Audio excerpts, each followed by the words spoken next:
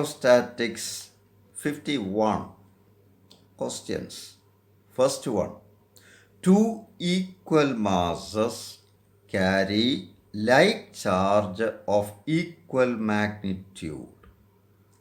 If the forces between them are balanced, what is the order of magnitude of charge to mass ratio of each? രണ്ട് equal masses രണ്ടിലും equal മാഗ്നിറ്റ്യൂഡുള്ള like charges കൊടുത്തിട്ടുണ്ട്. അപ്പോൾ അത് പരസ്പരം ripple ചെയ്യും.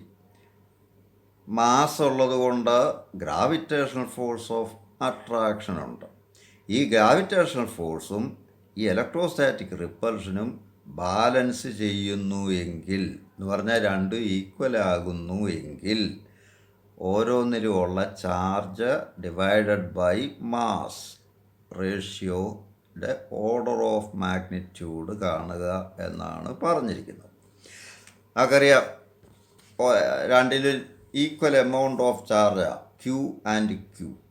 അപ്പോൾ electrostatic force of repulsion എന്ന് പറഞ്ഞാൽ 9 × 10⁹ Q1 Q2 ബൈ r². ഇവിടെ r² വരും ഗ്രാവിറ്റേഷണൽ ഫോഴ്സിലും. അപ്പോൾ നമുക്ക് r² എഴുതണമെന്നില്ല. അപ്പം electrostatic force 9 × 10⁹ Q1 Q2 Q തന്നെയാണ്. അപ്പോൾ Q² എന്ന് വരും. ദാറ്റ് മസ്റ്റ് ബി ബാലൻസ് എന്ന് പറയുമ്പോൾ that must be equal to gravitational force of attraction.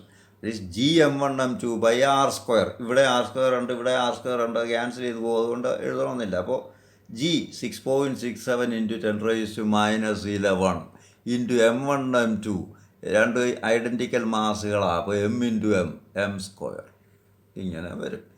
ഇവിടുന്ന് Q² ബൈ m² എന്ന് പറഞ്ഞാൽ 6.67 × 10⁻11 by 9 × 10⁹.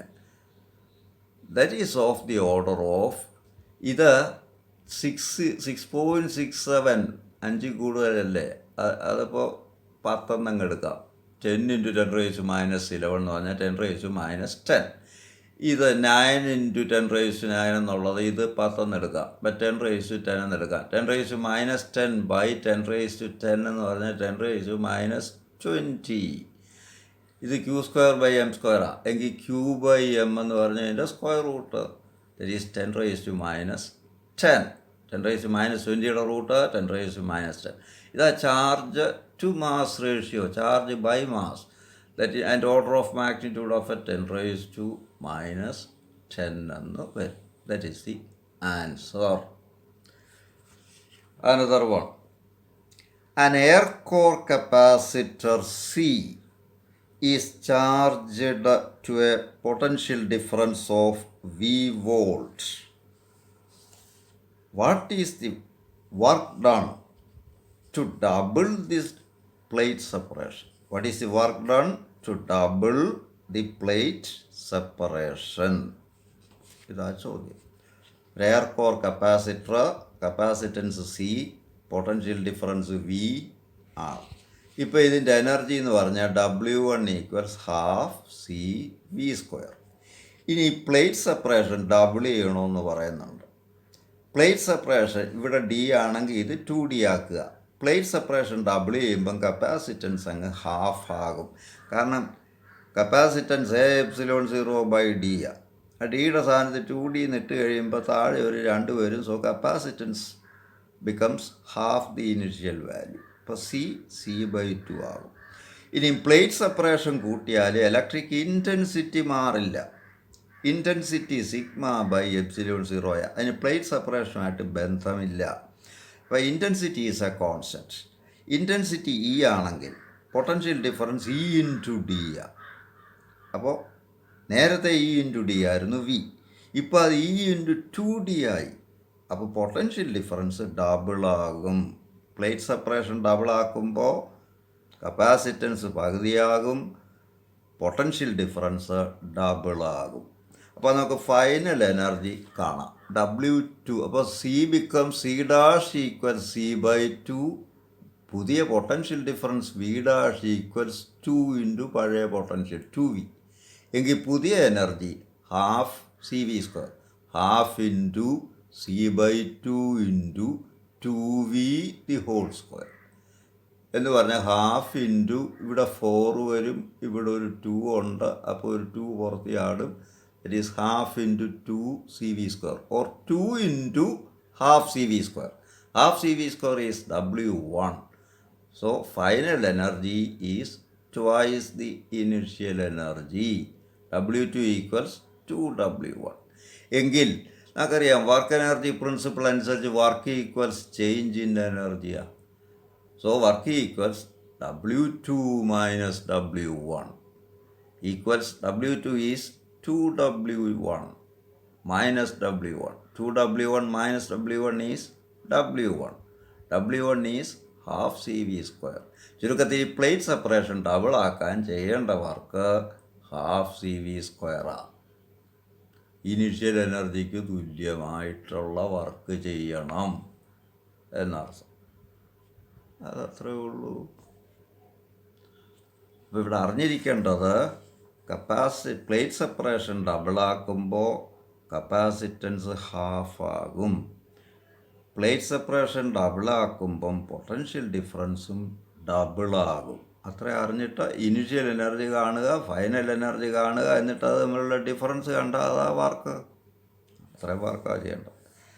Another one, 2 identical oil drops are charged to potentials V1 and V2. Find the common potential when the 2 drops are combined to form a single drop. 2 identical drops, ഓരോന്നിൻ്റെ radius small ആറാന്നിരിക്കട്ടെ. ഇതിൻ്റെ potential V1, ഇതിൻ്റെ potential V2.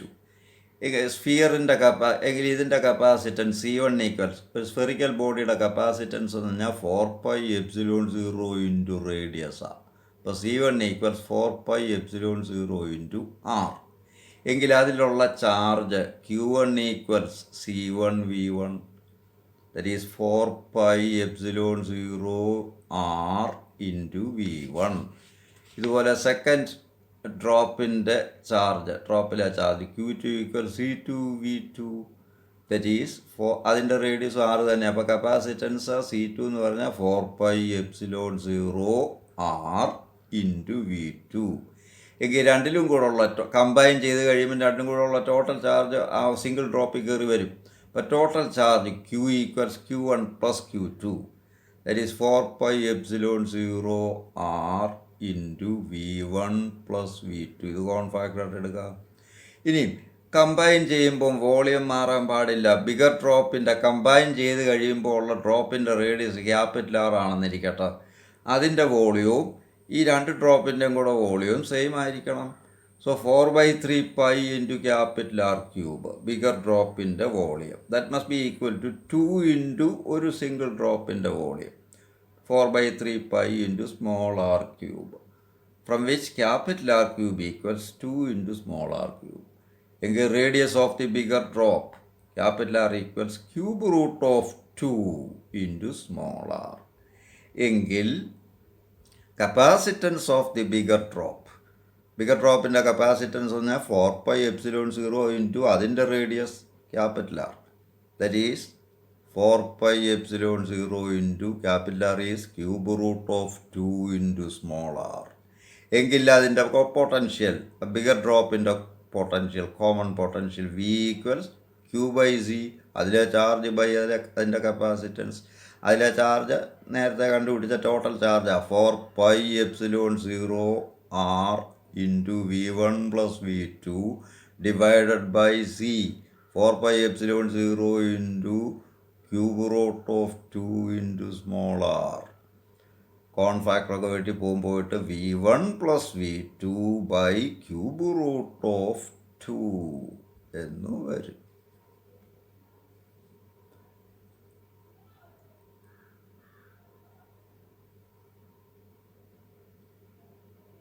കണ്ടല്ലോ. Thank you.